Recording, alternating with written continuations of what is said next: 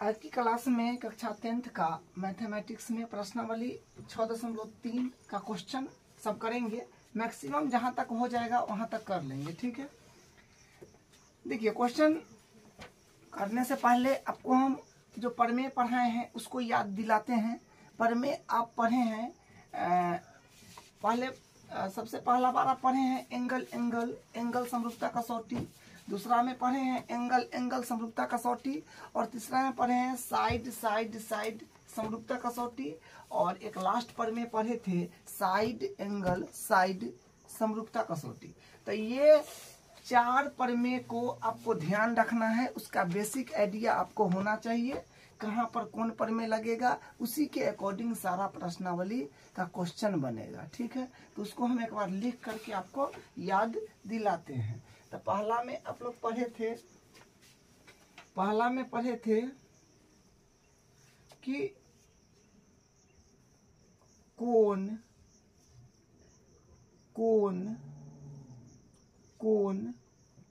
समरूपता, ठीक है। और दूसरा में पढ़े थे कोण समरूपता,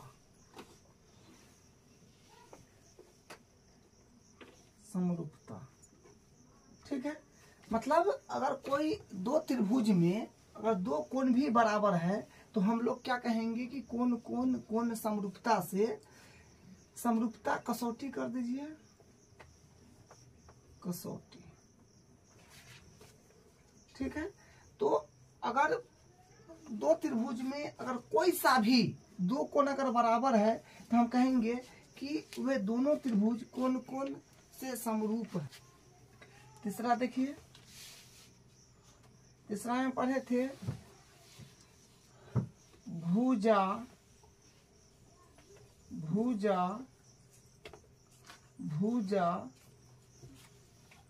समरूपता कसौटी, ठीक है।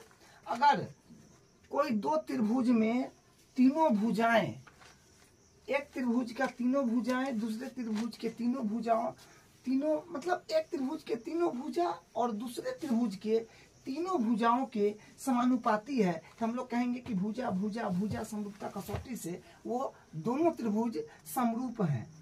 एक चौथा पढ़े हैं जो लास्ट क्लास में पढ़े हैं, भुजा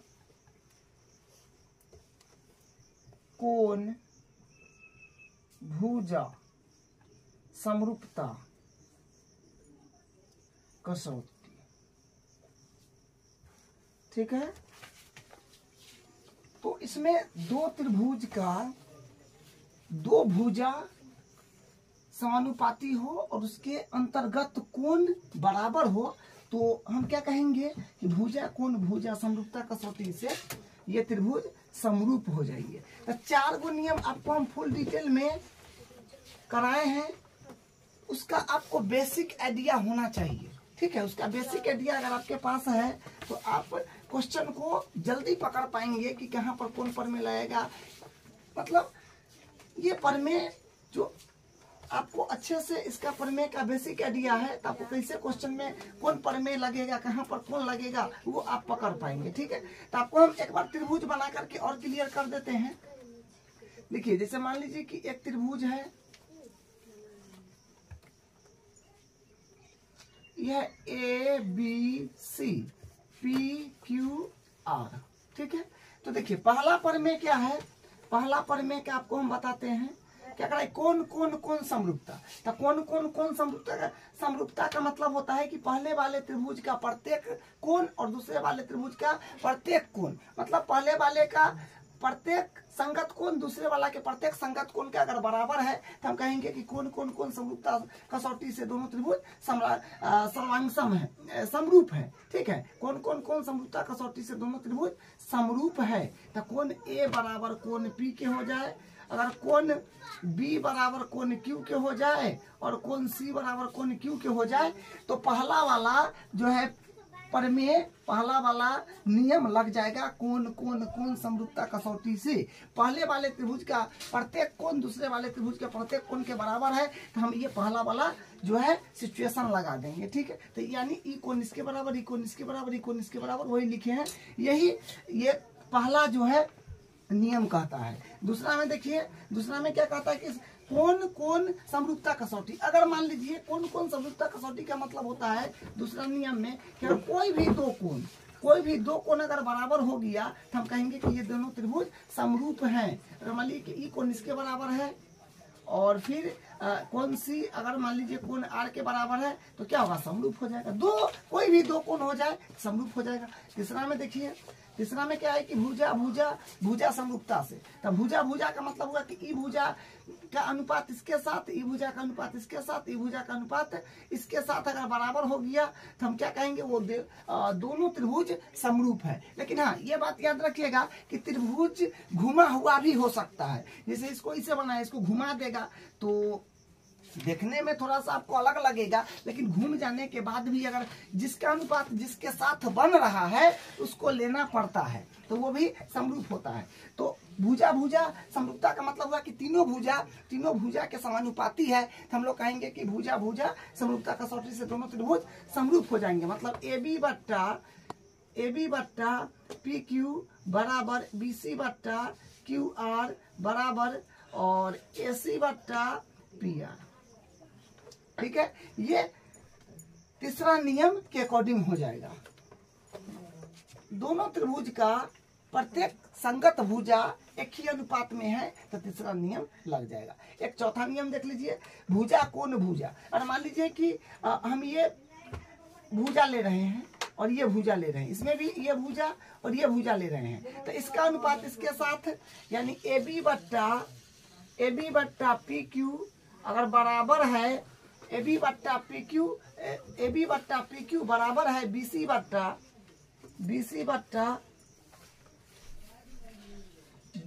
बट्टा क्यू आर। ये दो भुजा बराबर है, मतलब दो भुजा का अनुपात बराबर है, उसके बीच का ही कोण, उसके बीच में कोण होना चाहिए अगर बराबर है। जैसे कोण बी बराबर कोण क्यू, तो हम क्या कहेंगे, भुजा कोण भुजा समरूपता कसौटी से दोनों त्रिभुज समरूप हैं। तो ये आप चार नियम का बेसिक आइडिया आपको होना चाहिए, चारों नियम का बेसिक आइडिया होना चाहिए कि त्रिभुज में कैसे कैसे लगता है। तो आपके लिए क्वेश्चन बिल्कुल आसान हो जाएगा, ठीक है। तो आपको हम याद दिला दिए हैं, अब हम क्वेश्चन पर आते हैं। देखिए क्वेश्चन क्या कह रहा है, बताइए कि आकृति 6.34 में दिए त्रिभुजों में से कौन कौन से युग्म समरूप हैं, उस समरूपता कसौटी को भी लिखिए।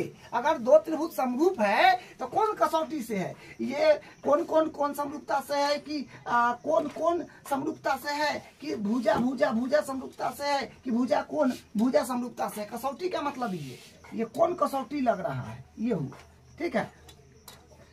तो समरूपता, उस समरूपता कसौटी को भी लिखिए और जिसका प्रयोग आपने उत्तर देने में किया है साथ ही समरूप त्रिभुज को सांकेतिक रूप में व्यक्त कीजिए। सांकेतिक रूप का मतलब ये त्रिभुज इसके साथ समरूप होगा कोण नियम से, तो समरूप का जो है सांकेतिक रूप भी लिखना है आपको। तो हम लोग करते हैं शुरू। तो देखिए क्वेश्चन में यही चारों में से कोई भी प्रमेय आपको काम में आ जाएगा, क्वेश्चन देखने से पता चल जाएगा। देखिए अगर हम फर्स्ट क्वेश्चन को देखें तो कोण में बात किया गया है। फर्स्ट क्वेश्चन को अगर हम लोग देखें तो कोण में बात किया गया है कि कोण ए बराबर है कोण पी का, कोण बी बराबर है कोण क्यू का, कोण सी बराबर है कोण आर का। आप साफ साफ देख पा रहे हैं कि यहाँ पर 60 है तो यहाँ भी 60 है, यहाँ 80 है तो यहाँ भी 80 है, यहाँ 40 है तो यहाँ भी 40 है। मतलब एक त्रिभुज का प्रत्येक संगत कोण दूसरे त्रिभुज के प्रत्येक संगत कोण के बराबर है। तो हम लोग क्या कहेंगे कि कौन समरूपता कसौटी से दोनों त्रिभुज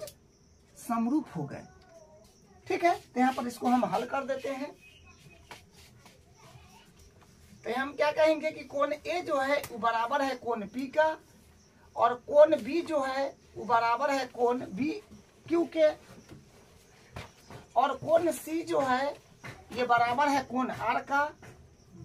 क्योंकि प्रत्येक संगत कोण पहले वाले त्रिभुज का और प्रत्येक संगत कोण दूसरे वाले त्रिभुज का बराबर है, तो हम यहाँ पर क्या कहेंगे अतः कौन कौन जो है पर में लग गया, कौन कौन वाला, तो अतः कौन कौन कौन समरूपता, कौन कौन कौन समरूपता कसौटी से हम क्या कह सकते हैं कि त्रिभुज ए बी सी समरूप हो गया त्रिभुज पी क्यू आर का। बस इतना काम आपको करना है, ठीक है, कि आपको भुजा में अनुपात मिल जाए या कोण में मिल जाए या भुजा कोण भुजा में मिल जाए या दो कोण में मिल जाए, तो सारा प्रमेय अपने पास में है, जिससे मिल जाए वहां पर दर्शा देना है और उसको समरूप बता देना है, ठीक है। तो ये इसका फाइनल आंसर हो गया। तो इसका जो है फाइनल आंसर हो गया है। अब हम लोग क्वेश्चन नंबर 2 पर आते हैं। तो देखिए क्वेश्चन नंबर 2 को थोड़ा ध्यान से देखिए। ए बी का अनुपात बन रहा है क्यू आर के साथ, क्योंकि 2 दूनी 4, 3 दूनी 6 और 2.5 दूनी 5। इसका अनुपात इसके साथ बन रहा है, इसका अनुपात इसके साथ बन रहा है, इसका अनुपात इसके साथ बन रहा है। तो इसमें भुजाओं का अनुपात जो है बराबर दिख रहा है, ठीक है। तो हम यहाँ पर लिखेंगे ए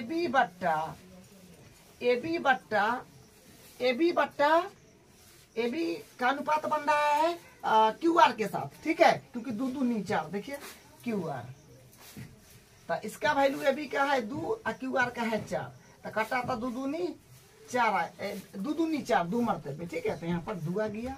देखिए ये बात तो जरूरी नहीं है कि यहाँ पर ये वाला भुजा लिए हैं तो ऐसा भुजा इनने दिख रहा है तो वो लेंगे, बिल्कुल भी जरूरी नहीं है। त्रिभुज के घुमा भी सकता है, वही बात यहाँ पर त्रिभुज घुमा हुआ है, ठीक है। तो जहां से अनुपात आपको मिले वहां से लेना है, ठीक है। तो ये अनुपात इसके साथ निकाले तो क्या 2 आया। फिर अब हम निकालते हैं बीसी का अनुपात। बीसी का अनुपात हम निकाल रहे हैं। बीसी में है 2.5, तो 2.5 दूनी 5, माने यहाँ अनुपात बन रहा है पी आर के साथ। तब पी आर तो यहाँ पर होगा 2.5/5, मतलब इसका वैल्यू 2.5, इसका वैल्यू 5। दशमलव उड़ा दीजिएगा तो 0 आ जाएगा, तो 25 दूनी 50। फिर इसका एसी का अनुपात निकालिएगा। एसी का यह 3, 3 दूनी 6, पी क्यू के साथ बन रहा है, तो एसी बट्टा पी क्यू, ठीक है। तो यहाँ से आ जाएगा एसी है 3 और पी क्यू है अपने पास में 6, तो 3 दूनी 6, कट के 2 आया। अब देखिए दोनों त्रिभुज में संगत भुजाओं का अनुपात जो है बराबर है। दोनों त्रिभुज में संगत भुजाओं का अनुपात बराबर है। यहाँ पर कौन पर में लग जाएगा, भुजा समरूपता कसौटी। तो यहाँ पर लिखेंगे अतः भुजा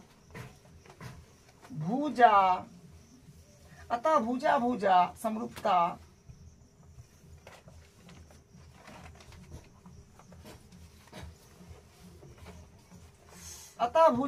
समरूपता कसौटी से, अतः भुजा समरूपता कसौटी से, मतलब देखिए एक त्रिभुज का तीनों भुजा और दूसरे त्रिभुज का तीनों भुजा के समानुपाती है। तो हम क्या कहेंगे, अतः भुजा समरूपता कसौटी से क्या हो गया, त्रिभुज एबीसी है तो ए बी सी समरूप हो गया त्रिभुज पी क्यू आर का।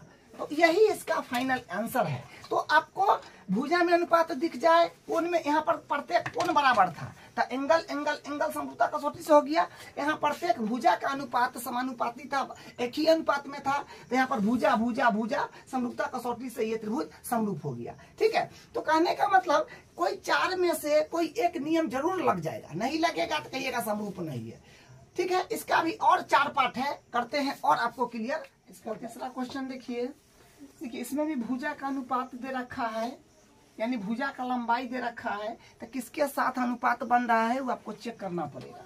तो हम यहाँ से हल कर रहे हैं, तब यहाँ से हम हल कर रहे हैं। देखिए ये 2 है तो 4, ये देखिए इसका अनुपात इसके साथ बन रहा है, और 3 है तो इसका अनुपात इसके साथ बन रहा है, और ये है 2.7, तो 2.7 2.5 रहता तब ना 5 होता, 2.7 है तो इसका अनुपात इसके साथ बन ही नहीं रहा है। तो जिसका अनुपात जिसके साथ बन रहा है उसको पहले लिख देते हैं एम पी ना, एम पी बट्टा 2 का अनुपात 4 के साथ बन जाएगा ना, 2 दूनी 4, तो एम पी बट्टा डी ई तो MP है 2 और DE है 4, तो ये कटेगा तो 1/2 आएगा। ठीक है, फिर LP बट्टा 3 का अनुपात 6, मतलब LP का अनुपात DF के साथ बन रहा है 3 दूनी 6। ठीक है, तो इसका अनुपात इसके साथ बनेगा, तो LP बट्टा हो जाएगा DF। तो यह है 3 और यह है 6, तो 3 दूनी 6 यानी 1/2। तो ये दोनों का अनुपात सेम आया, लेकिन इसका अनुपात इसके साथ सेम नहीं आने वाला, इसका अनुपात इसके साथ सेम नहीं आने वाला है, तो गड़बड़ हो जाएगा ना। तो एक बार निकाल दीजिए, एक बार LM बट्टा EF, तो ये हो गया 2.7 और ये हो जाएगा 5। तो दशमलव भी उड़ा लीजिएगा तो भी बात नहीं बनने वाला है, तो इसका अनुपात बराबर नहीं आ रहा है, तो ये समरूप त्रिभुज नहीं माना जाएगा, क्योंकि तीनों भुजा का अनुपात इस तीनों भुजा के साथ बराबर होना चाहिए, तब समरूप होगा। तो यहाँ पर गड़बड़ हो गया, यहाँ पर लिखेंगे चूंकि MP बट्टा DE बराबर तो है LP बट्टा DF के, मतलब ई तो बराबर है मगर इसके बराबर नहीं है, तो इक्वल नॉट LM बट्टा EF, ये दोनों बराबर है, ये बराबर नहीं है, तो इक्वल नॉट LM बट्टा EF। तो हम क्या कहेंगे, अतः दोनों त्रिभुज समरूप नहीं है। दोनों त्रिभुज क्या है, समरूप नहीं है, कोई भी नियम नहीं लगा। अगर चारों में से कोई नियम अगर नहीं लगा तो त्रिभुज समरूप नहीं माना जाएगा। ठीक है, अब देखिए इसका चौथा पार्ट देख लीजिए। चौथा पार्ट में क्या करेंगे, देखिए इसका अनुपात इसके साथ तो बन रहा है और इसका अनुपात इसके साथ बन रहा है। देखिए इसका अनुपात इसके साथ बना है, इसका अनुपात इसके साथ बना है, और दो भुजा का अनुपात बराबर है और उसके अंदर मतलब उसी भुजा के अंतर्गत कोण बराबर है, तो हम क्या कहेंगे, भुजा कोण भुजा समरूपता कसौटी से दोनों त्रिभुज समरूप है। तो वही बात यहाँ पर हो जाएगा। देखिए यहाँ पर क्या है, इसका हल देखिए, MN बट्टा मतलब MN का अनुपात अगर हम निकाल रहे हैं PQ से तो यह है 2.5 और ये है 5, दशमलव रहिएगा तो 0, तो 25 दूनी 50, तो 1/2, और इसका अनुपात जो है इसके साथ बन रहा है 5 दूनी 10, तो क्या है यहाँ पर हो जाएगा ML बट्टा QR। ठीक है, तो ML है 5 और QR है 10, तो 5 दूनी 10 यानी 1/2। ठीक है, 1/2 आ रहा है। और उसके बाद देखिए ये भुजा का अनुपात इसके साथ और ये भुजा का अनुपात इसके साथ बराबर है। ये दो भुजा लिए हैं उसके बीच का कोण भी बराबर है, ये अच्छी बात है। देखिए ये भुजा लिए थे, ये भुजा लिए थे, यहाँ पर ये भुजा लिए थे, ये भुजा लिए थे, तो इसके बीच का कोण और इसके बीच का कोण बराबर है, तो साइड एंगल साइड समरूपता कसौटी से दोनों त्रिभुज समरूप हो जाएंगे। तो यहाँ पर हम लिखेंगे कोण M बराबर कोण Q। ठीक है, तो हम कहेंगे अतः भुजा कोण भुजा समरूपता कसौटी से त्रिभुज MNL समरूप। ठीक है, समरूप MNL समरूप है त्रिभुज PQR का, त्रिभुज PQR का। ठीक है, तो ये इसका फाइनल आंसर हो गया। तो कोई भी नियम लगना चाहिए। देखिए एक और बात आपको बताते हैं, इसको हम लोग कौन को इंग्लिश में इसे लिखते हैं ए समरूपता कसौटी, इसको हम लोग लिखते हैं कौन को ए ये लिखते हैं समरूपता कसौटी, सब में समरूपता कसौटी हो जाएगा। अब भुजा को हम लोग लिखते हैं साइड समरूपता कसौटी। ये बात भी आपको बता दे रहे हैं ताकि आपको कहीं पर इंग्लिश में भी लिखा रहे तो आपको दिक्कत नहीं हो। भुजा कोण भुजा का मतलब होगा साइड एंगल साइड समरूपता कसौटी। तो आप हिंदी में लिखिएगा तो थोड़ा बड़ा होगा और इंग्लिश में लिखिएगा तो तनका गो होगा। तो जो लिखिए हिंदी में या इंग्लिश में, लेकिन लिखना तो पड़ेगा, ठीक है। तो ये इसका आंसर है। इसका 2 पार्ट और है, उसको बनाते हैं और आपको क्लियर होगा, ठीक है। इसका 5वां क्वेश्चन देखिए। 5वां क्वेश्चन में क्या है कि कोण भी दिया है और भुजा भी दिया है। तो हम लोग चेक कर लेते हैं, जो नियम लगेगा लगा लेंगे। तो भुजा में अगर देखिएगा तो ये है 2.5 और ये है 5। तो इसका अनुपात इसके साथ बन जाएगा, क्योंकि 2.5 दूनी 5 और 3 दूनी 6, ठीक है। तो भुजा का अनुपात तो बन रहा है इसका इसके साथ, इसका इसके साथ। तो लेते हैं पहले, तो इसका यहाँ से हल हो जाएगा ए बी बट्टा यानी ए बी भुजा का अनुपात डी एफ के साथ है। तो डी एफ 2.5 है ए बी और ये है 5, डी एफ 5 है। तो दशमलव रहिएगा तो 0, 25 दूनी 50, तो 1/2 होगा। और फिर यहाँ पर बी सी का अनुपात ई एफ के साथ बन रहा है। तो बी सी बट्टा ई एफ, ठीक है। तो बी सी है 3 और ई एफ है 6। तो 3 दूनी 6, तो 1/2। हाँ, अनुपात तो 2 भुजा का सेम आया है। तो अगर 2 भुजाओं का मतलब कोई 2 त्रिभुज में अगर 2 भुजा का अनुपात सेम आए और उसके अंतर्गत कोण बराबर होगा, तब हम नियम लगा सकते हैं। क्योंकि 2 भुजा अगर बराबर आए तो कोई 2 भुजा बराबर अनुपात वाला तो अपने पास कोई कैसे नहीं है। तो ये 2 से तो काम बनेगा नहीं। लेकिन ये तो है ना पद में अपने पास कि अगर 2 भुजा, कोई 2 त्रिभुज का अगर 2 भुजा बराबर है और 2 भुजा का अनुपात बराबर है, उसके अंतर्गत कोण बराबर है, तो हम लोग भुजा कोण भुजा सर्वांग समता से कह सकते हैं कि दोनों त्रिभुज समरूप हैं। तो यहाँ पर इसका अनुपात लिए हैं और इसका अनुपात लिए हैं, और यहाँ पर इसका अनुपात और इसका अनुपात लिए हैं।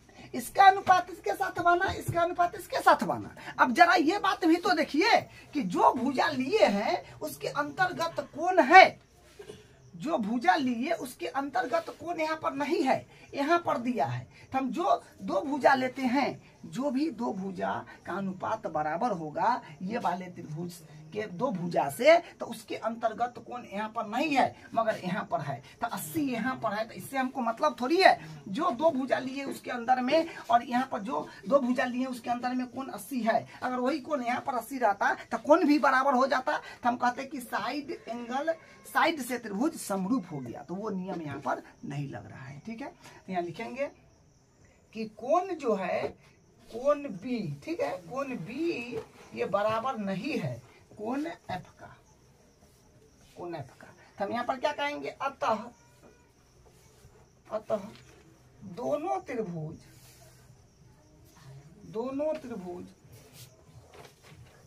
पूरा लिख दीजिए। अतः दोनों त्रिभुज समरूप नहीं है।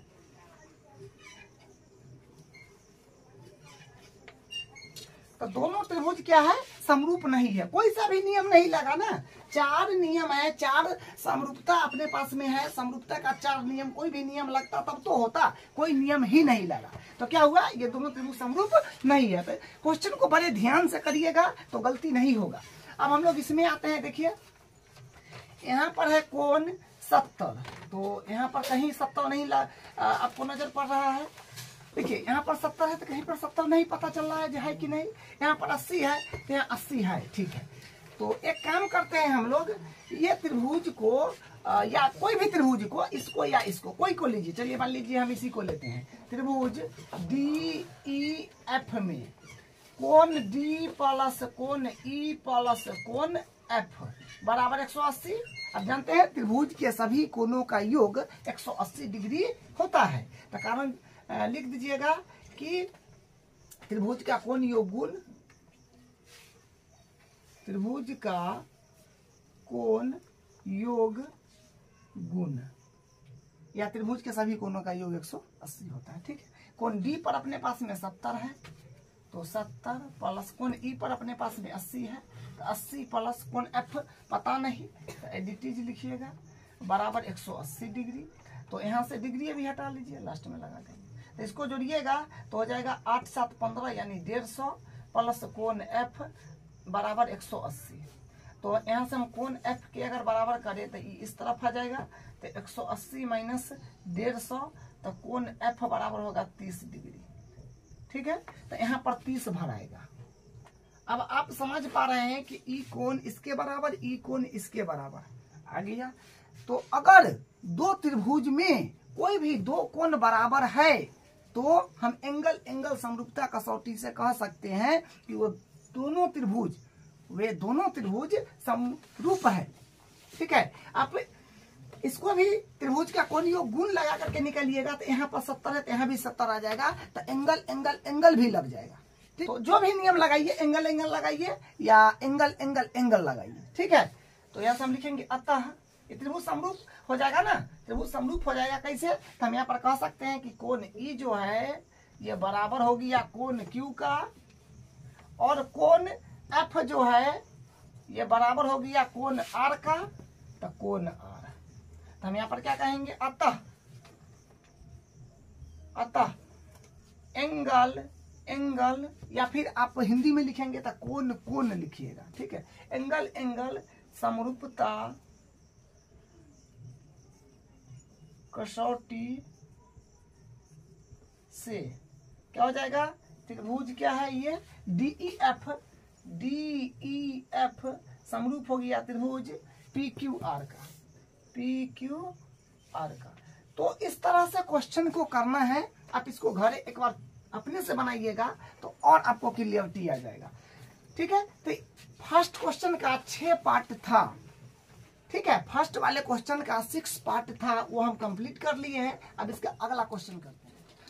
क्वेश्चन नंबर 2 को देखिए क्या कहता है, आकृति 6.35 ये आकृति है में त्रिभुज ODC समरूप है त्रिभुज OBA का। मतलब ODC ये वाला त्रिभुज समरूप है OBA का, मतलब ये दोनों त्रिभुज समरूप है। और फिर क्या दिया है कि कोण BOC जो है BOC माने ये 125 डिग्री है, और कोण CDO 70 डिग्री है, वो लिखा हुआ है। कोण DOC कामा कोण DCO और कोण OAB और कोण OAB ज्ञात कीजिए। अपने को 3 कोण ज्ञात करना है, एक DOC, एक DCO, एक OAB। तो DOC कहाँ है, देखिए DOC, तो DOC एक ये कोण अपने को ज्ञात करना है, और DCO एक ये कोण ज्ञात करना है, और कोण OAB एक ये कोण ज्ञात करना है। बस 3 को कोण आपको ज्ञात करना है। तो हम लोग करते हैं शुरू। देखिए इसको कैसे करेंगे, तो हाँ यहाँ पर आप रैखिक युग्म लगा दीजिए, क्योंकि ये जो है ये जो है ये एक रेखा है और इस पर ये किरण है, तो ये प्लस ये बराबर 180 होगा। तो यहाँ पर आप लिखेंगे कोण DOC ये कोण प्लस ये कोण, तो कोण DOC प्लस कोण BOC लिखिए या फिर COB लिखिए। इसमें लिया है BOC, तो BOC दीजिए, क्योंकि कोण ये प्लस ये बराबर 180 रैखिक युग्म हम लोग कहेंगे। यहाँ कोण BOC बराबर 180, तो यहाँ पर लिखेंगे आप रैखिक युग्म,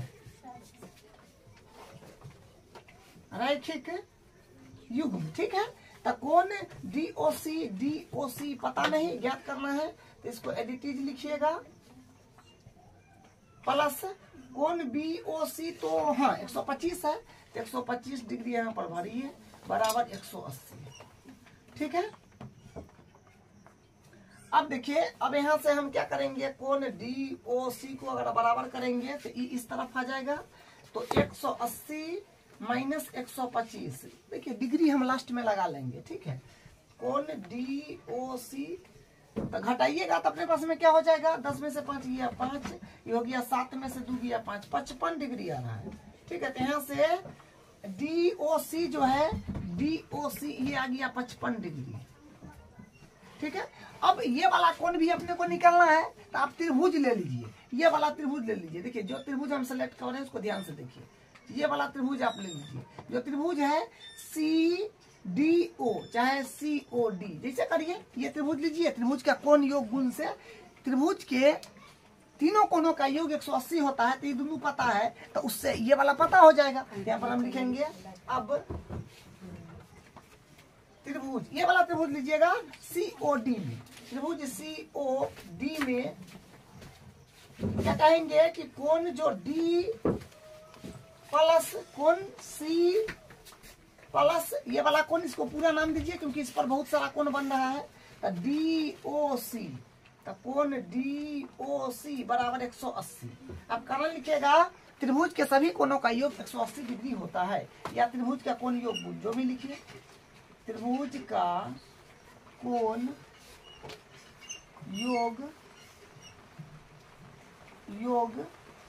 गुण, त्रिभुज का कोण योग गुण। तो देखिए कोण D जो है अपने पास में 70 है, तो 70 प्लस, और कोण C जो है वो ज्ञात करना है, तो एडिटिव प्लस कोण DOC 55 है, तो 55 बराबर 180 डिग्री। ठीक है, तो ये दोनों को जोड़िए। पहले यहाँ से क्या बनेगा, कोण C इसको जोड़िएगा तो बनेगा, इसको पहले जोड़ लीजिए तो आएगा 5 और 7 5 12 125 आ रहा है।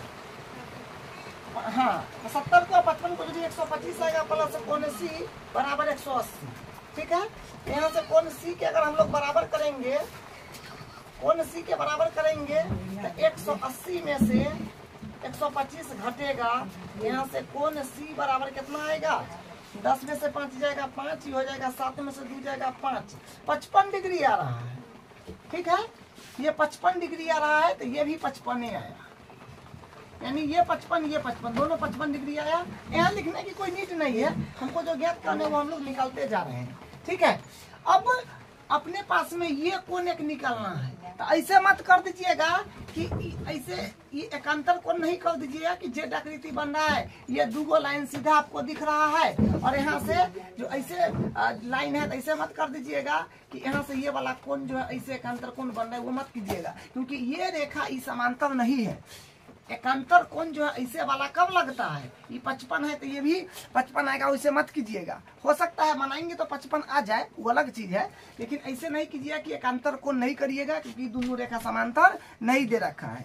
ठीक है, तो हम लोग ये त्रिभुज और ये त्रिभुज का अध्ययन करेंगे, क्योंकि ये त्रिभुज और ये त्रिभुज समरूप दे रखा है, तो उससे ये वाला चीज चलाएगा। तो हम कहेंगे चूंकि त्रिभुज ये और ये समरूप दिया है, यहाँ पर है ना, त्रिभुज ODC समरूप है त्रिभुज OBA का। जब दो त्रिभुज समरूप होते हैं तो उनके संगत कोण बराबर होते हैं। हम क्या कहेंगे, अतः संगत कोण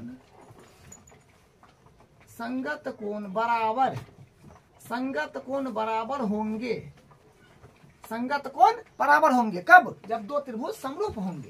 तो कोण C, यहाँ पर कोण C बन रहा है, यहाँ पर कोण A बन रहा है, तो संगत कोण से कोण C और कोण A बराबर होगा। तो हम क्या कहेंगे, अतः कोण C बराबर कोण A। तो कोण C का वैल्यू अभी हम लोग 55 निकाले हैं ना, तो 55 डिग्री या बराबर कोण A। तो मतलब हम सब चीज का तीनों कोण का वैल्यू निकाल लिए। तो यहाँ पर आप लिख दीजिए अतः करके, अतः पूरा नाम ही दिया था, तो पूरा नाम दे करके लिख दीजिए कोण DOC बराबर, तो DOC यानी ऊपर 55 आया था, तो 55 डिग्री। फिर DCO, तो कोण DCO, तो बीच में C आ रहा है, तो C पर कितना आया है, DCO 55, ये भी 55 डिग्री।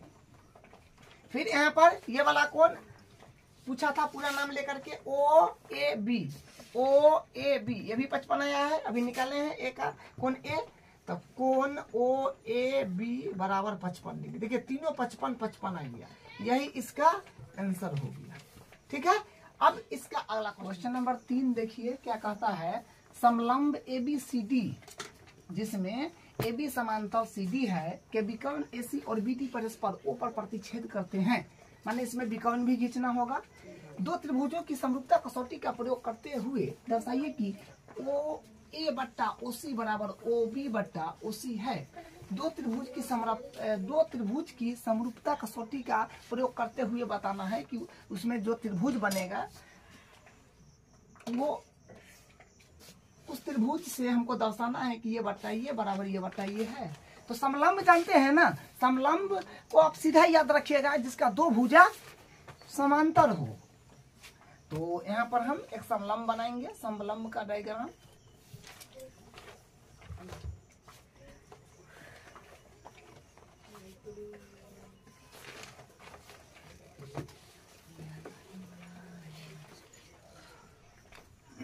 बोला है ए बी समांतर सी डी, तो इस तरह से लिख लीजिए ए बी, इसको लिख लीजिए सी डी, ये समांतर भी हो गया।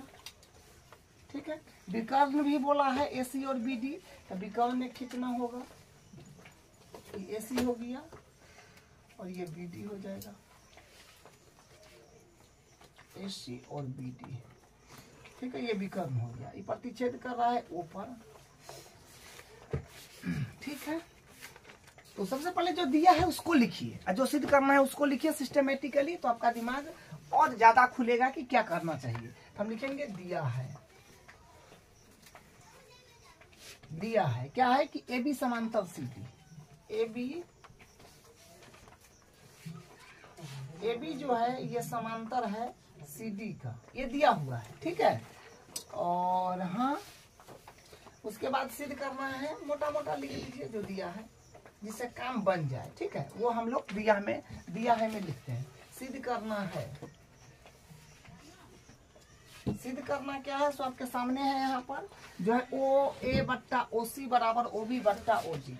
तो ओ ए बट्टा ओ सी बराबर ओ बी बट्टा ओ डी, ये जो है क्या करना है, ये अपने पास में सिद्ध करना है। ठीक है, तो आप ध्यान से देखिए ये कैसे आएगा, ओ ए, तो ओ ए आपका कहाँ बन रहा है, ओ ए मार्कर चेंज करके बता रहे हैं। देखिए ओ ए यहाँ पर बनेगा, इसका अनुपात ओ सी मतलब इसके साथ बराबर करके बताना है आपको। और यहाँ पर ओ बी, तो ओ बी कहाँ है, ओ बी ये है, इसका अनुपात किसका, ओ डी के साथ, इसके साथ। तब आपको समझ में आया होगा कि ये त्रिभुज और ये त्रिभुज को समरूप करना होगा। ये त्रिभुज और ये त्रिभुज को जितना ही समरूप कर देंगे तो क्या हो जाएगा, उसका जो है संगत भुजा समानुपाती हो जाएगा। ठीक है, तो हम लोग लेंगे त्रिभुज COD, त्रिभुज उपपत्ति में करिए। ठीक ना, उपपत्ति लिख लीजिए। हम दो त्रिभुज कौन कौन लेंगे सबको हम सेलेक्ट करके बता दिए। ठीक है, तो ये त्रिभुज और ये त्रिभुज लेंगे, उससे क्या होगा, काम बन जाएगा क्योंकि उसी त्रिभुज में ये अनुपात इसके साथ बराबर आ जाएगा। ठीक है, तो उपपत्ति में हम लोग करेंगे उपपत्ति, तो त्रिभुज COD चाहे DOC जैसे नाम दीजिए, उससे कोई फर्क नहीं पड़ता है, तथा BOA में त्रिभुज BOA चाहे AOB जैसे दीजिए, चाहे AOB ये देते हैं, AOB में आपको ध्यान देना है थोड़ा सा कि देखिए ये लाइन और ये लाइन समांतर है जो आप बिल्कुल जानते हैं। तो यहाँ से ये वाला कोण देखिए जेट आकृति बन रहा है कि नहीं, और ये वाला कोण बराबर होगा, ये कोण और ये कोण बराबर होगा, तुरंत प्रभाव से आप कह देंगे क्योंकि ये और ये समांतर है तो ये और ये कोण बराबर हो जाएगा। तो हम यहाँ पर लिखेंगे कि कोण पूरा नाम दीजिए DCO चाहे OCD, बीच में आना चाहिए जो कोण ले रहे हैं, तो DCO, तो कोण DCO बराबर होगा OAB का चाहे BAO का, जैसे लिखिए तो BAO लिखते हैं, बराबर है कोण BAO का। कारण जरूर लिखेंगे एकांतर कोण, एकांतर कोण। ठीक है, एकांतर कोण होएगा। फिर देखिए यहाँ पर अब इधर से देखिए एकांतर कोण बन रहा है, इधर से ये यहाँ पर देख लीजिए, ये देख रहे हैं, सेलेक्ट कर रहे हैं, ध्यान से देखिए उसको, ये और ये एकांतर कोण फिर यहाँ पर बराबर हो रहा है। हम क्या कहें CDO कोण सी डी ओ बराबर होगा कोण ए बी ओ का। कोण ये वाला ले रहे हैं तो ए बी ओ, जो कोण लीजिए उसको बीच में लिखना बहुत जरूरी है, ठीक है, वही आपका सही माना जाएगा। ए बी ओ तो कोण ए बी ओ, ये भी हो जाएगा एकांतर कोण। एकांतर कोण तो हम कह सकते हैं ना कि एंगल अगर कोई दो त्रिभुज में दो कोण भी बराबर हो जाएगा तो हम लोग कह देंगे कि एंगल समरूपता कसौटी से दोनों त्रिभुज समरूप हो जाएंगे। तो यहाँ पर हम लिखेंगे त्रिभुज COD समरूप हो गया त्रिभुज AOB का, ठीक है। तो इसका अनुपात इसके साथ बराबर हो जाएगा, इसका अनुपात इसके साथ के, ठीक है। तो यहाँ पर लिख देंगे अतः संगत, जब दो त्रिभुज समरूप होते हैं तो संगत भुजा एक ही अनुपात में होते हैं, यानी समानुपाती होते हैं। अतः संगत भुजाएं समानुपाती होंगे। हम क्या कह देंगे यहाँ पर, अतः देखिए ये त्रिभुज और ये त्रिभुज को देखिए, हम क्या कहेंगे कि AO बट्टा OC, AO बट्टा, या इसमें OA लिख ले है तो आप उसी लिखिए सीधा करके, OA बट्टा OC बराबर, हमें लिया है OB तो उसी लिखिए OB बट्टा OD, यही इसका प्रूफ हो गया, ठीक है।